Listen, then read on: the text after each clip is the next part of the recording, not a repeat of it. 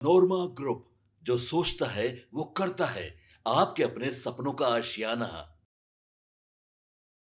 नमस्कार, एक बार फिर से आपका बहुत बहुत स्वागत करते हैं, अभिनंदन करते हैं और भीतर की बात लेकर के आपके सामने हाजिर हुए हैं। आज भीतर की बात में हम 2 एपिसोड को एक साथ जोड़ करके आप तक पहुंचाएंगे और इन दोनों एपिसोड इस बात की तरफ इशारा करेंगे कि नीतीश कुमार ने जब मुख्यमंत्री की कुर्सी से इस्तीफा दिया, उसके बाद क्या देश की राजनीति, बिहार की राजनीति में एक बड़ा बदलाव हुआ है? क्या जिस तरह से उल्टी गिनती कही जा रही है कि नरेंद्र मोदी और अमित शाह की शुरू हो गई है, सरकार द्वारा जो लाया गया बिल था वो गिर गया है, पास नहीं हो पाया है और महिला वंदन बिल जो था उसको लेकर के अब सरकार की बारी है, सरकार क्या करेगी।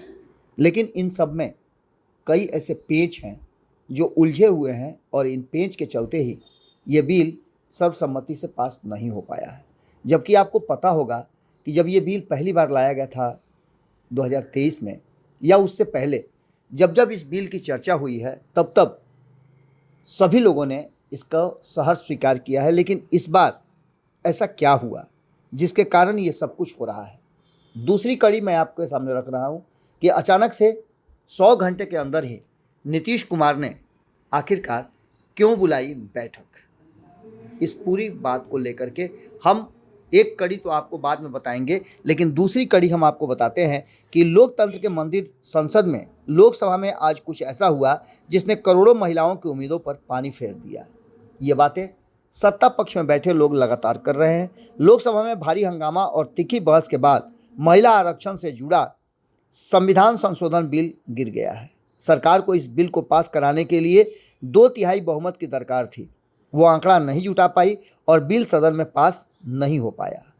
ये पहली बार इन 15 सालों में कहा जा रहा है कि जो कि तीसरी पारी है नरेंद्र मोदी की, और तीसरी पारी में ऐसा पहली बार देखने को मिला है जब नरेंद्र मोदी बेबस थे। उनकी पूरी टीम टकटकी लगाकर देख रही थी कि इस बिल को पास कराने के लिए, लेकिन 528 सांसदों के मौजूद रहने के बावजूद पक्ष में 298 और विपक्ष में 230 वोट डाले गए। इस बिल के पास करवाने के लिए 2/3 बहुमत की जरूरत थी। लोकसभा में 528 सांसद की सीटें हैं और उसका 2/3 352 होता है। इस तरह यह बिल 54 वोटों से गिर गया, यानी 54 लोग अभी और चाहिए थे, जो कहीं ना कहीं नहीं मिल पाए भारतीय जनता पार्टी और एनडीए की सरकार को। इसके बाद से अब एक नई कहानी शुरू हो गई और सभी जानते हैं इस बात को कि 20 अप्रैल को प्रस्तावित जिस तरह से जनता दल यूनाइटेड की बिहार में बैठक होनी थी, उस बैठक को भी स्थगित कर दिया गया है। नीतीश कुमार और उनकी पूरी टीम, हालांकि देखने में तो सब कुछ सामान्य लग रहा था, और उनकी पूरी टीम इस पूरे कवायद में एनडीए गठबंधन के एक मजबूत पार्टनर के रूप में खड़ी रही। एनडीए गठबंधन के बिहार से जुड़े हुए सभी घटक दल उनके साथ खड़े थे और सदन में जबरदस्त बहस भी चली। महिला आरक्षण विधेयक के संशोधन को परिसीमन बिल 2024 को लेकर के 3 दिनों का संसद का विशेष सत्र बुलाया गया था।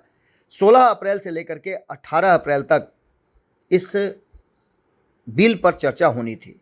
543 से बढ़ा करके 850 सांसद सदस्यों का आंकड़ा करना था और परिसीमन और महिला आरक्षण पर चर्चा होनी थी। कुल सीटों की 33% सीटों पर महिलाओं को आरक्षित करने की बात कही जा रही थी। यह व्यवस्था 15 सालों के लिए लागू करनी थी, जिसे आगे ज़रूरत के हिसाब से बढ़ाने या फिर वहीं स्थगित करने की बात कही जा रही थी।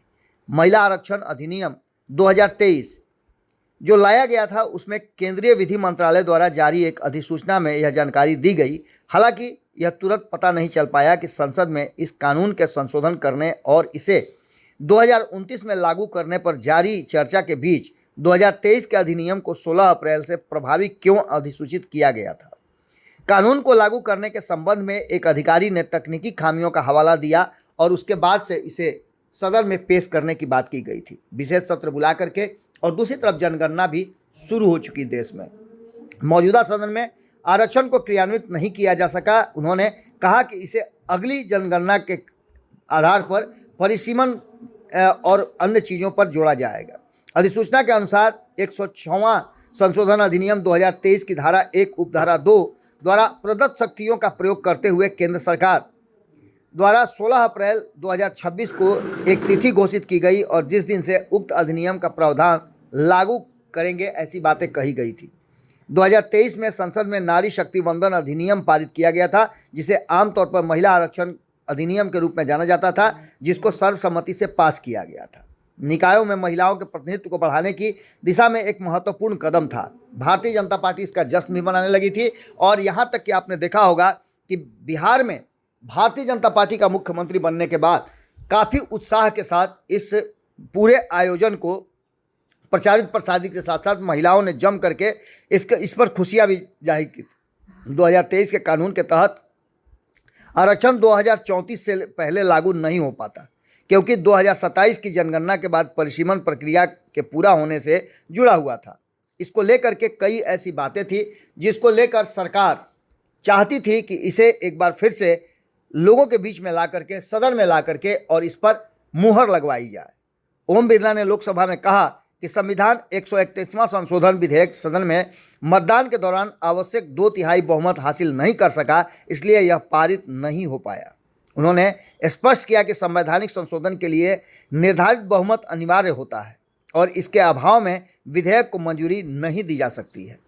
यानी सीधे तौर पे आप ये कह सकते हैं कि ये पहला झटका था जब बिहार से नीतीश कुमार ने इस्तीफा दिया और नीतीश कुमार के सीएम कुर्सी छोड़ते ही कहीं ऐसा तो नहीं कि नरेंद्र मोदी और अमित शाह की, या कहा जाए तो एनडीए सरकार की उल्टी गिनती शुरू हो गई है।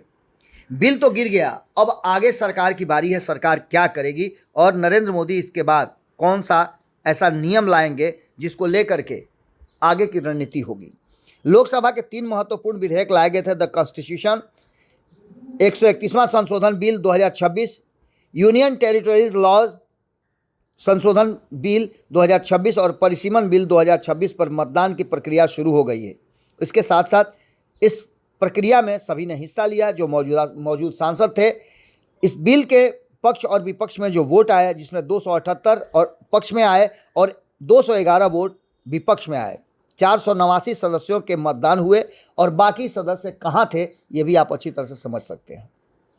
अमित शाह ने लोकसभा में कहा कि कर्नाटक, आंध्र प्रदेश, तेलंगाना, तमिलनाडु और केरल ये ऐसे 5 राज्य हैं जहां 543 संसदीय सीटों में वर्तमान में 129 सीटें हैं, जो 23.76% बनती है। उन्होंने बताया कि 50% सीटों की वृद्धि के बाद जब इन राज्यों को नई सीटें आवंटित की जाएगी तो उनकी संख्या 129 से बढ़कर 195 हो जाएगी, जो 816 सीटों के 23.87% के बराबर है।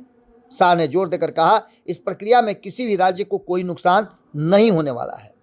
लगातार इस बिल पर केंद्रीय गृह मंत्री अमित शाह बहुत मजबूती से अपना पक्ष रख रहे थे। सबसे मज़ेदार बात यह रही कि इस बिल पर बहस के दौरान कई नेताओं ने जो इस बिल का विरोध करते थे, इस बिल को भारतीय जनता पार्टी का 2023 में आपको पता होगा कि जनता दल यूनाइटेड विपक्ष में खड़ी थी, केंद्र सरकार के विरुद्ध वो अपना काम कर रही थी और इस बिल का जम करके विरोध किया था ललन सिंह ने।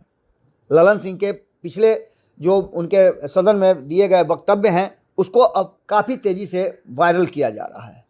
खैर, पक्ष और विपक्ष इसीलिए होता है कि पक्ष द्वारा लाए गए संशोधन को, विधेयक को और की गई कार्रवाई को कहीं ना कहीं कटघरे में खड़ा करके उसे उचित अनुचित के तराजू पर रखा जा सके। आपको बता दें कि इस पूरे बिल में जिस तरह से प्रियंका गांधी ने अपनी बात को रखा, काफ़ी सदन में उनकी बातों को सुनने के लिए लोग धैर्य से सुनते रहे और कई ऐसे अवसर आए जहां अमित शाह को भी मुस्कुराना पड़ा। अपनी बातों को रखते हुए प्रियंका गांधी ने बहुत ही बेहतरीन तरीके से अपनी बात को सदन के पटल पर रखा और वहीं राहुल गांधी ने भी इसमें कोई कोर कसर नहीं छोड़ा। इसके बाद बारी थी सरकार की और सरकार इस बिल को पास नहीं करा पाई।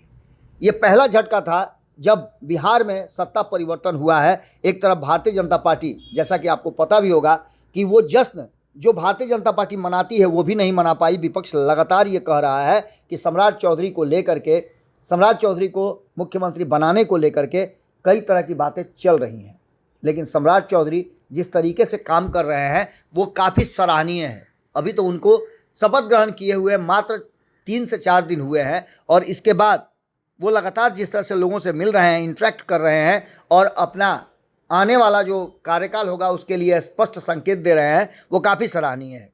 कहा तो ये जा रहा है कि भारतीय जनता पार्टी ने इस बिल को उस समय लाया जब 5 राज्यों में चुनाव चल रहे थे और इसका फ़ायदा उठाने की कोशिश की जा रही थी। लेकिन इस बिल के गिरने के बाद अब भारतीय जनता पार्टी चाहे जितना भी चिल्ला ले, कहीं ना कहीं नीतीश कुमार की चुप्पी इस पर काफ़ी असरदार होने वाली है।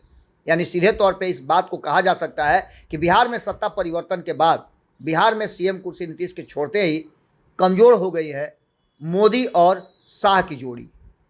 अगर ऐसा कहा जाए, विपक्ष जिस तरह से बातें कर रहा है और जिस तरह से मीडिया में इस बात को प्रचारित किया जा रहा है कि बिल पास नहीं करा पाई भारतीय जनता पार्टी और ये पहली बार हुआ है पिछले 12 सालों में, तो कहीं ना कहीं भारतीय जनता पार्टी कमज़ोर हुई है। वास्तव में 2024 के चुनाव में नरेंद्र मोदी को पूर्ण बहुमत नहीं आया, यानी भारतीय जनता पार्टी पूर्ण बहुमत वाली सरकार 2 चुनावों की तरह 14 और 19 की तरह नहीं आ पाई।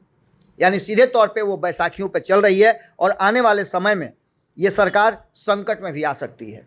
243 सीटों के आधार पर महिला आरक्षण लागू किया जाए तो तमिलनाडु के 13 सीटें महिलाओं के आरक्षित होगी और ख़ास करके दक्षिण के राज्य इस बिल का जमकर विरोध कर रहे थे। विरोध तो हालांकि विपक्ष के सभी दल कर रहे थे, लेकिन इन सब के बावजूद एकजुट एनडीए इस बिल को पास नहीं करा पाया और कहीं ना कहीं जो बिल 2023 में सर्वसम्मति से पास हुआ था वो बिल 2026 में धड़ाम से गिर गया।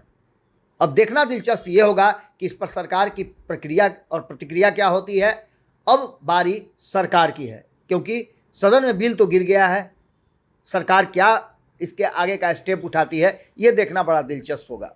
जुड़े रहिएगा भारत लाइव के साथ।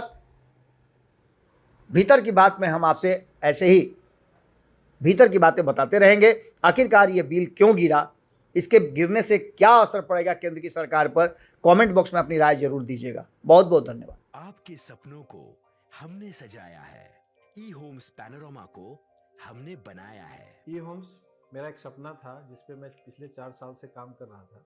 हमने जो बनाया है वो सबने है माना। ई होम्स पैनोरामा में हो आपका भी आशियाना।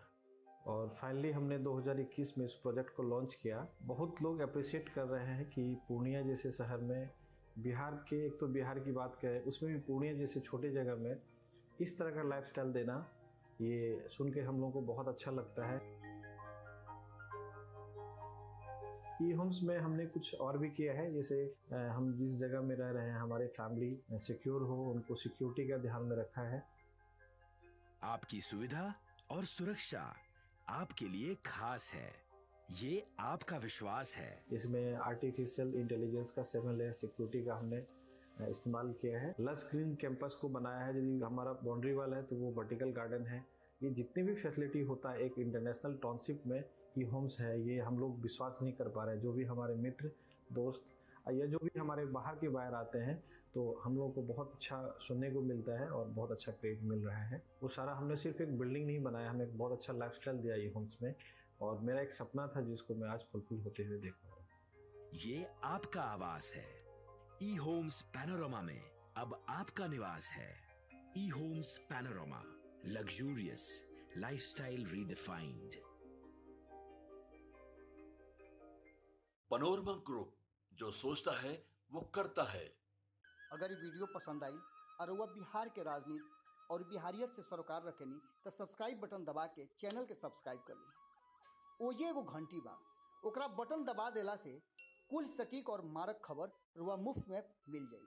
अगर रुआ पत्रकारिता के हमनी के नया प्रयोग में सहयोग कर चाहतानी तो ज्वाइन बटन दबा दी। पेटीएम नंबर नोट कर ली 9386816700।